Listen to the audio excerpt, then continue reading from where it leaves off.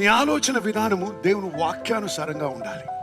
దేవునికి వాక్యానికి అనుకూలంగా ఉండాలి. దేవుని వాక్యానికి విరుద్ధంగా ఉండదు. లోకం ఏమంటున్నా సరే, మన గవర్నమెంట్ ఏమంటున్నా సరే, నాయకులు సంస్కృతి ఏమంటున్నా సరే, ముందుగా మనం చూడాల్సింది మన వాక్యం.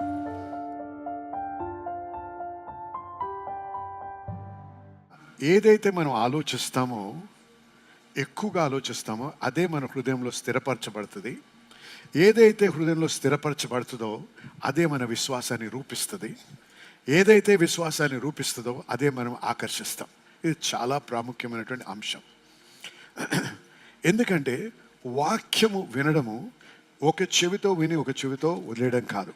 వినండి, ఇంగ్లీష్లో నేను కొన్ని చదువుతాను, వినండి. అంటే అనేక తలంపులు వస్తాయి ప్రతిరోజు మనకి, ఒకటి కాదు, రకరకాల తలంపులు. ఎంత వస్తాయంటే ఇంగ్లీష్లో చెప్తాను చూడండి. A human brain generates 4 to 8 distinct thoughts per minute. 4 to 8.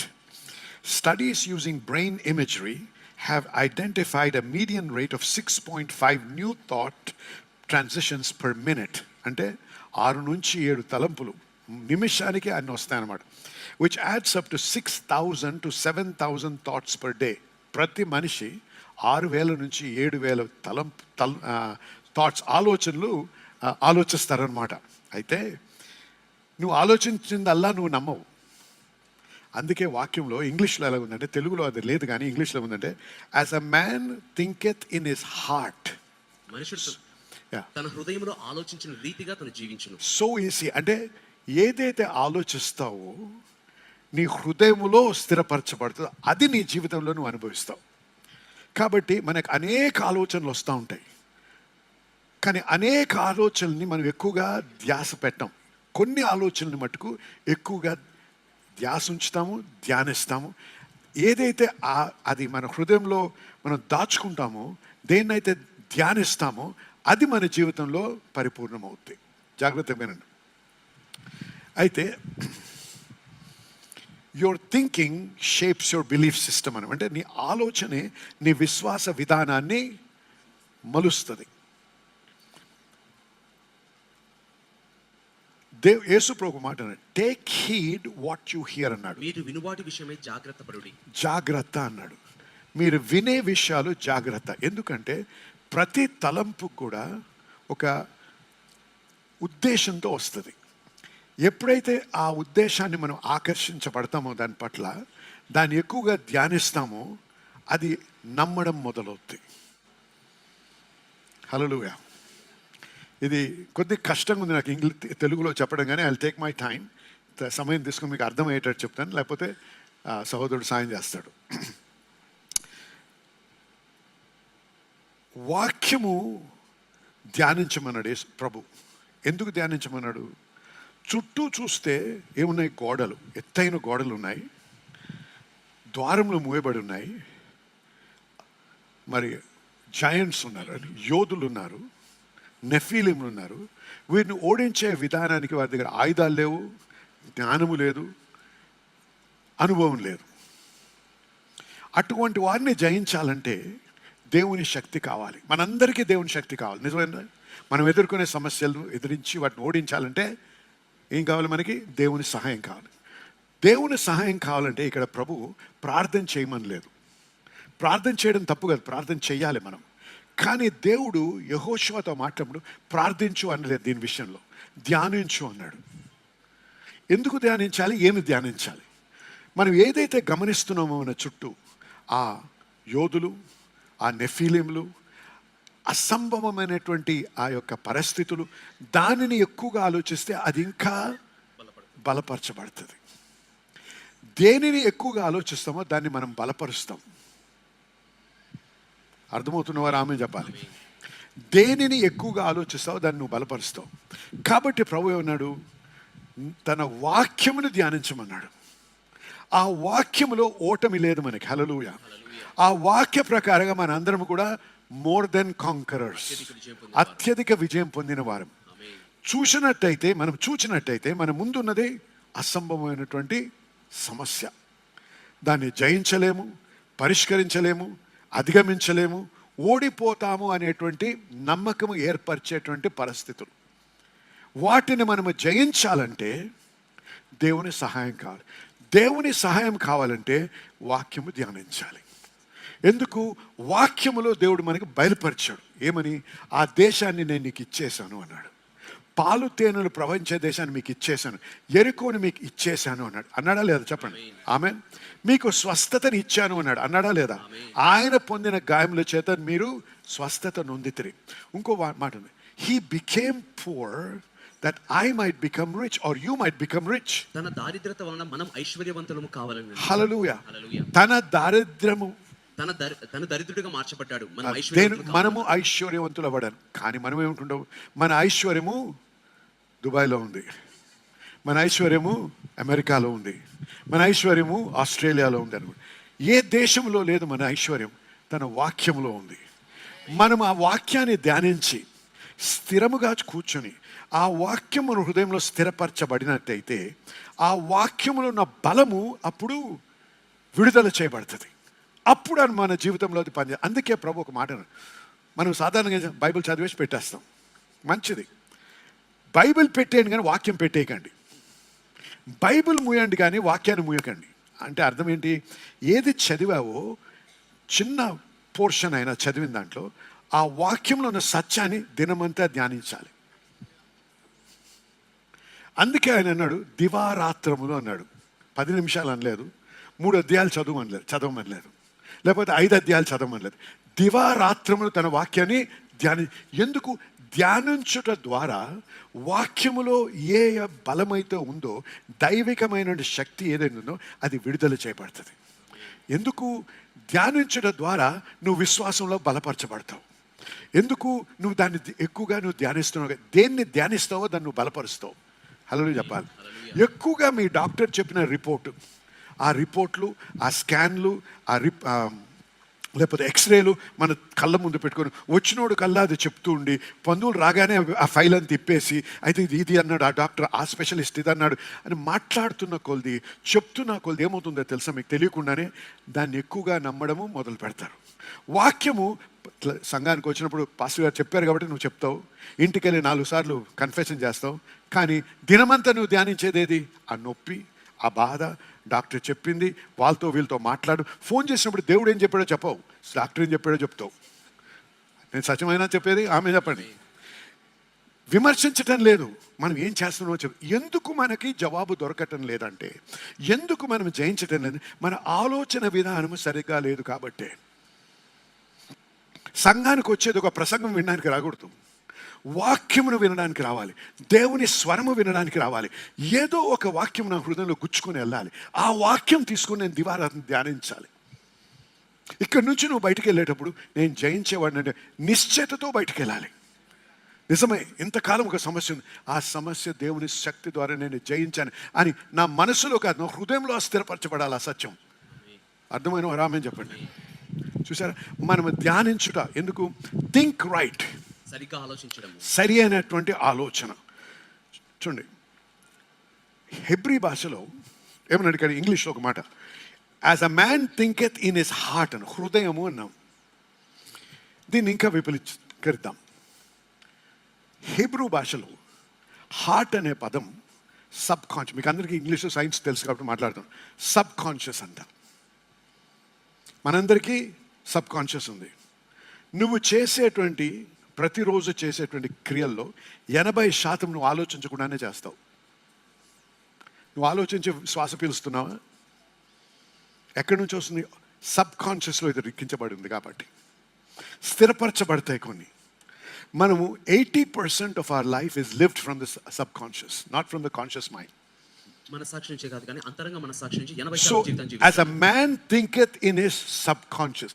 Sub కాన్షియస్లో ఎలాగెళ్తాయి ఈ సత్యాన్ని? మనం ఎలా సబ్ కాన్షియస్లోకి స్థిరపరచబడాలో తెలుసా? వినండి. ఎంతమంది కార్ డ్రైవ్ చేస్తారండి ఇక్కడ? ఓకే, కార్ డ్రైవింగ్ నేర్చుకునేటప్పుడు ఎలా నేర్చుకున్నారు? ఆ కార్ ఇక్కడ క్లచ్ మీద ఉండాలి. చాలామందికి ఇప్పుడు ఆటోమేటిక్ కార్స్ క్లచ్లు ఉండవు, కానీ ఆ స్టీరింగ్ని గట్టిగా పట్టుకుంటారు, అవునండి. గేర్ కార్ అయితే మార్చేటప్పుడు క్లచ్ ఈ కాలుతో నొక్కాలి, ఈ చేయితోని గేర్ మార్చాలి. అంటే అలాగే స్టీరింగ్, ఇది మార్చేటప్పుడు స్టీరింగ్ ఇలా అయిపోద్ది. కానీ ఇప్పుడు అలా నడపరు. ఎందుకో తెలుసా? ఇప్పుడు ఒక చేతిలో ఫోన్, ఒక చేతిలో ఒక ఫింగర్తో స్టీరింగ్ నడుపుతారు. ఎక్కడి తెలిసి ఆలోచించి నడపరు. సబ్ కాన్షియస్లో అది స్థిరపరచబడ్డది. అర్థమైన వారు ఆమె చెప్పారు. ఆమేన్. వాక్యం ఎప్పుడైతే నీ సబ్ కాన్షియస్లో స్థిరపరచబడుతుందో ఆ వాక్యంలో ఉన్న సత్యము నీకు విడుదల కలిగిస్తుంది. అందుకే నువ్వు డ్రైవింగ్ ఒక రోజులో నేర్చుకున్నావా? నేర్చుకోలేదు. ఒక వారంలో కూడా నేర్చుకోలేదు. సమయం పట్టింది. దివారాత్రము ధ్యానించడం అంటే అదే. అది నేర్చుకునే వరకు, అది స్థిరపరచబడే వరకు నువ్వు ధ్యానిస్తానే ఉండాలి. నేను ఓడలేను, జీవితంలో ఓడిపోను, నేను అనారోగ్యంతో మరణించను, హల్లెలూయా, హల్లెలూయా. నేను అడుక్కు తినను, నేను పుచ్చుకునేవాడిని కాదు కానీ ఇచ్చేవాడిగా దేవుడు నన్ను దీవించాడు, hallelujah, hallelujah. You will lend not borrow అన్నాడు. అప్పిస్తావు కానీ అప్పు చేయవు. అప్పు ఇస్తావు కానీ అప్పు పుచ్చుకునేవాడివి, తీసుకునేవాడివి కాదు, హల్లెలూయా. ఇది సత్యం. ఆ సత్యము స్థిరపరచబడలేదు. నీవు పెంచబడినటువంటి వాతావరణం, నీకున్న సమస్యలను బట్టి అప్పు తీసుకోవడం నేర్చుకున్నావు, అప్పు ఇవ్వడం నేర్చుకోలేదు. పాసగా నాకు జీతం లేదండి, నాకు సరైన ఉద్యోగం లేదండి, దానిని బట్టి కాదు. దేవునికి ఇవన్నీ తెలిసి కూడా నీకు ఉద్యోగం ఉండదని తెలుసు, నీకు చదువు లేదని తెలుసు, అయినా వాక్యం చెప్పాడు, హల్లెలూయా. కాబట్టి నేను నిర్ణయం తీసుకోవాలి. నా ఆలోచన ఈ లోకము షేప్ అంటే మలుస్తుందా లేకపోతే వాక్యం మలుస్తుందా? ఈ రోజుల్లో అనేక మంది జీవితాలు, వారి యొక్క హృదయాలు, వారి సబ్ కాన్షియస్, వారి హృదయము మలచబడుతుంది వాక్యం ద్వారా కాదు, సోషల్ మీడియా ద్వారా. గ్యారంటీగా చెప్తాను, మీలో చాలామంది వాక్యంలో సమయం గడిపే కంటే స్క్రోలింగ్ మీద ఎక్కువ సమయం గడుపుతారు. అవునండి, మీరు అనుకోరు కానీ ఆ స్క్రోలింగ్లో మీరు ఏదైతే చూస్తున్నారో అది మీ యొక్క తలంపులను, ఆలోచనని మోల్డ్ చేస్తున్నాయి, అంటే మలుస్తున్నాయి. అర్థమైన వారు ఆమె చెప్పాలి. అందుకే లోకం ఏమంటుందో అదే విధంగా మాట్లాడుతున్నాం మనం. లోకం ఏ విధంగా దుస్తులు వేసుకుంటే ఆ విధంగానే వేసుకుంటున్నాం, హల్లెలూయా.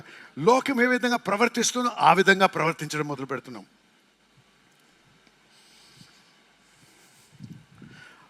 మేము పెరిగేటప్పుడు బూతు మాట నోట్లోంచి వస్తే పిల్లలు, తల్లిదండ్రులు వాతలు పెట్టేవారు. ఈ రోజులు పిల్లలు తల్లిదండ్రులే బూతులు మాట్లాడుతున్నారు.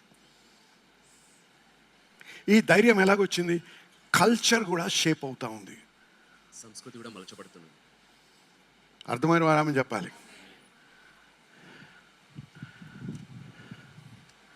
మీకు అర్థం కావట్లేదు. సాతానుకు ఒక ఎజెండా ఉంది, ఉద్దేశం ఉంది. ఏంటి? మంచిని చెడుగా చూపించడం, చెడుని మంచిగా చూపించడం. చివరి దినాల్లో ఇది జరుగుతుంది, వాక్యంలో వ్రాయబడింది. ఎలా చేస్తుంది? మెల్లిగా మారుస్తుంది.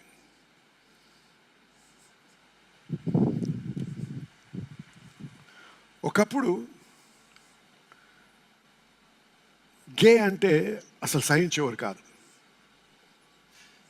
ఈరోజు గే మ్యారేజెస్ సహజమైపోయాయి. చీమ కుట్టినట్టు కూడా అనిపించదు. ఈరోజు కొన్ని సంఘాల్లో గే పాస్టర్లు ఉన్నారు. ఎలాగైందండి ఇదంతా? వాక్యముని నెగ్లెక్ట్ చేస్తున్నాం, నిర్లక్ష్యం చేసి లోకము చెప్పేది మెల్లిమెల్లిగా వారు ఆలోచించి వారి నమ్మకం ప్రకారంగా మనం మారుతా ఉన్నాం. మనము లోకాన్ని మార్చడానికి దేవుడు పంపిస్తే లోకం మనల్ని మార్చేస్తుంది. నేను చెప్పే సత్యమైతే ఆమెనండి. కాబట్టి జనులారా, నీవు దేవుడు నిన్ను దేని కొరకైతే సృష్టించాడో, ఏ ఉద్దేశంతో దేవుడు నిన్ను స్థిరపరిచాడో అది నీ జీవితంలో నెరవేర్చబడాలంటే నీ ఆలోచన విధానాన్ని మార్చాలి. నీ ఆలోచన విధానము దేవుని వాక్యానుసారంగా ఉండాలి. దేవునికి వాక్యానికి అనుకూలంగా ఉండాలి. దేవుని వాక్యానికి విరుద్ధంగా ఉండదు. లోకం ఏమంటున్నా సరే, మన గవర్నమెంట్ ఏమంటున్నా సరే, నాయకులు సంస్కృతి ఏమంటున్నా సరే, ముందుగా మనం చూడాల్సింది మన వాక్యం. మనం ఒక్కోసారి మన సంఘంలో వివాహాలు చేస్తూ ఉంటారు. అయినప్పుడు మేము కొన్ని పాలసీ నియమాలు పాటిస్తాం ఇక్కడ. ఒకటి మేమంటే పుస్తుల తాడు వాడితే మేము చెయ్యము అంటాం. ఏంటంటే పాస్టర్ గారు అదండి, ఎందుకంటే అది ఏ సంస్కృతి నుంచి వచ్చిందో దాని యొక్క అర్థం ఏంటో మీకు తెలుసా అని అడుగుతాం. లేదండి మా తాత ముత్తాతల నుంచి వచ్చింది. అవును, వాళ్ళ తాత ముత్తాతలు ఎక్కడి నుంచి వచ్చారు? వాక్యంలో ఉందా? లేదు. వాక్యంలో లేకపోతే నన్ను చేయమంటే నేను చేయను, మీరు చేసుకోండి రండి ప్రార్థన చేయమని చేస్తాను. కానీ నా చేతుల మీద నేను పుస్తులతో పెళ్లి చేయను, మా పాస్టర్లు కూడా చేయరు. మీకు మనసాయసం అయితే క్షమించండి, నేను ఆయాస పెట్టాలని చేయటం లేదు. నాకు కొన్ని నియమాలు ఉన్నాయి, దాని ప్రకారంగా జీవిస్తున్నాం. హలో చెప్పాలి. ఎందుకంటే వీటన్నిటికీ కూడా కొన్ని పద్ధతులు ఉన్నాయి, మనం పాటిస్తూ ఉంటాం. 21 దినాలు, 3 దినాలు. విన్నారా ఎప్పుడన్నా? నేను చెప్పేది కొత్తగా ఉందా మీకు? తెలుసు కదండి. ఇవన్నీ ఎక్కడి నుంచి వచ్చాయి? హిందూ సంస్కారం నుంచి వచ్చాయి. వాటన్నిటికీ లోతైనటువంటి స్పిరిచువల్ ఆత్మ సంబంధమైన అర్థాలు ఉన్నాయి. కాబట్టి జాగ్రత్త. వీటిని పాటించడం ద్వారా ఏమవుతుందో తెలుసా? ద్వారాలు ఇప్పుతుంటాం మనం తెలియకుండానే. వాక్యములో లేకపోతే, వాక్యానికి విరుద్ధంగా లేకపోతే, ఇతర సాతాను లేకపోతే ఇతర మతాలకి సంబంధం లేకపోతే చేయడానికి మాకు ప్రాబ్లం లేదు. కానీ వాటి రూట్ మూలము అక్కడి నుంచి ఉంటే దాన్ని మేము చేయడానికి ఇష్టం లేదు, చెయ్యము కూడా. ఎన్నో వివాహాలు చేయలేదు మేము. ఎందుకంటే వాళ్ళు మా సంఘంలో చేస్తారండి. నిజమే, మీ సంఘంలో చేస్తే చేసుకోండి. ఈ సంఘంలో మటుకు జరగదు. ఎందుకంటే మాకు దేవుడిచ్చిన అవగాహనని బట్టి మా ఆలోచన విధానం మార్చబడ్డది. కాబట్టి మేము ఏది నమ్ముతున్నామో అదే చేస్తాం. మిమ్మల్ని ప్లీజ్ చేయడానికి లేము ఇక్కడ, మిమ్మల్ని సంతోషపెట్టడానికి కాదు మేము ఉన్నది ఇక్కడ. మీకు సేవ చేయడానికి ఉన్నాం, వాక్యానుసారంగా సేవ చేయడానికి ఉన్నాం. హల్లెలూయా, ఆమేన్. ఇంతవరకు విన్నటువంటి వాక్యంని బట్టి మీరు ఎంతగానో దీవించి ఆశీర్వదించబడ్డారని నమ్ముతున్నా. మరి మన దేవుడి యొక్క వాక్యం చూసినట్లయితే దేవునికి అసాధ్యమేది ఏది లేదు. మనము అనేక కష్టాలు, లేకపోతే అనారోగ్యాలు, లేకపోతే అనేక అవగతవకలు ఎదుర్కొంటా ఉంటాం. మన దేవుడు అద్భుతాలు చేసే దేవుడు. కాబట్టి మీ కొరకు, మీ స్వస్థత కొరకు, మీ యొక్క ఇబ్బంది నుంచి విడుదల కోసం ప్రార్థించాలని ఆశిస్తున్నా. దయచేసి నాతో ఏకీభవించేటప్పుడు మీ చేయి ఒకటి కివి మీద పెట్టండి, ఒక చేయి మీకు ఎక్కడ బాధ ఉందో అక్కడ పెట్టండి. లేకపోతే కోర్టు కేసు అయితే ఆ పేపర్ తంటి ఆ పేపర్ మీరు చేయబెట్టండి. లేకపోతే ఇంకేదైనా అంశం అయితే దాని విషయంలో మీరు చేయించండి. ఇదంతా ఏంటంటే మనం విశ్వాసాన్ని విడుదల చేసే పద్ధతి. అంతేగాని టీవీలో శక్తి ఉందని కానీ, టీవీలో బలం ఉందని కానీ చెప్పడం కాదు. కానీ మన విశ్వాసాన్ని విడుదల చేసి విశ్వాసం ముందుకెళ్ళడానికి మార్గం. కాబట్టి దయచేసి నాతో ఏకీభవించి ప్రార్థించాలి. ఎందుకంటే అనేకమైన సాక్ష్యాలు వింటున్నాం. ఈ విధంగా ప్రార్థించినప్పుడు మరి దేవుని యొక్క కృపను బట్టి వంకరగా ఉన్న కాళ్ళు సరిగ్గా అదైతే కాకుండా ఎంతో కాలం నుంచి మరి బ్లాడర్లో ఉన్నటువంటి ప్రాబ్లం నుంచి ఒక వ్యక్తి సంపూర్ణంగా స్వస్థపరచబడ్డాడు. క్యాన్సర్ నుంచి, ఎయిడ్స్ నుంచి, రకరకాల రుగ్మతల నుంచి విడుదల పొందిన వారు సాక్ష్యాలు మేము వింటా ఉన్నాం. కాబట్టి ఈరోజు ఇది మీ తరుణం, ఇది మీ సమయం, మీరు స్వస్థపరచబడే సమయం. కాబట్టి దయచేసి నాతో ఏకీభవించే పరిశుద్ధ దేవుడు మీకు పొందనాలు చెల్లిస్తున్నా. ఈ బిడ్డలో ఒక విశ్వాసాన్ని బట్టి వారు ప్రార్థిస్తుండగా వారితో నేను ఏకీభవిస్తున్నా. మరి ఈ సమయంలో వారుకునే ఇబ్బందుల నుంచి వారికి విడుదల అనుగ్రహించండి.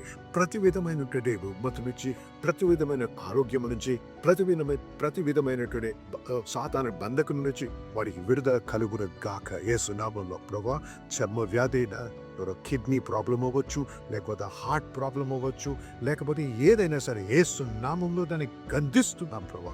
నాయన అది వర్టిగో అవ్వచ్చు, లేకపోతే మరి కాన్స్టెంట్ తలనొప్పులు అవ్వచ్చు. ఏదైతే నేను ప్రభా మీరు స్వస్థపరిచే యెహోవా ప్రభా, మీరు మాకు స్వస్థత అనుగ్రహించే యెహోవా రాఫా నాయన. కాబట్టి మీ పేరుట, మీ నామంలో ప్రార్థిస్తున్నాను నాయన. మీ నామంలో ఈ యొక్క పరిస్థితుల్ని, ఈ యొక్క అడ్డంకుల్ని, ఈ యొక్క అనారోగ్యాన్ని యేసు నామంలో గద్దిస్తున్నాం ప్రభా. మరి ప్రతి వారు ఎవరైతే నాతో ఏకీభవిస్తున్నారో వారందరికీ విడుదల పలుకుతున్నాను ప్రభా. వారందరికీ స్వస్థత కలుగుని గాకార పలుకుతున్నాను ప్రభా. నీ వాక్యానుసారంగా పలుకుతున్నాను. కాబట్టి వారి స్వస్థత నొందారని నమ్ముతున్నా ప్రభా. మీకు వందనాలు చెల్లిస్తున్నాం. మీకే మహిమ కలుగుని గాక. మరి ప్రభా వీరు సాక్ష్యాలతో రావడానికి, మిమ్మల్ని గణపరచడానికి సహాయం చేయమని ఏసునామములో ప్రార్థించి వేడుకుంటున్నాము తండ్రి. ఆమేన్. దయచేసి వినండి. ప్రార్థించాం, నమ్మండి. ప్రార్థించినప్పుడు మీరు పొంది ఉన్నారని నమ్ముడి అన్నారు ప్రభు. నమ్మండి, దేవుని స్తుతించండి. ఆ నొప్పులు ఇంకా ఉండొచ్చు, కానీ అవి ఖచ్చితంగా మీరు మార్పు చూస్తారు, ఖచ్చితంగా స్వస్థతను అనుభవిస్తారు. కాబట్టి దయచేసి ఏకీభవించి మరి దేవుని స్తుతిస్తూ ముందు కొనసాగుదాం. మీరు స్వస్థపరిచి ఆ స్వస్థత పొందిన తర్వాత, ఆ విడుదల పొందిన తర్వాత, ఆ యొక్క ఉద్యోగం పొందిన తర్వాత, ఆ యొక్క సమస్యకు పరిష్కారం పొందిన తర్వాత దయచేసి మాతో మీ యొక్క సాక్ష్యం పంచుకోండి. మీతో కలిసి మేము సంతోషించాలని, దేవుని కనపరచాలని ఆశిస్తున్నాం. దేవుని మేము బహుగా దీవించుగాక. ఆమేన్.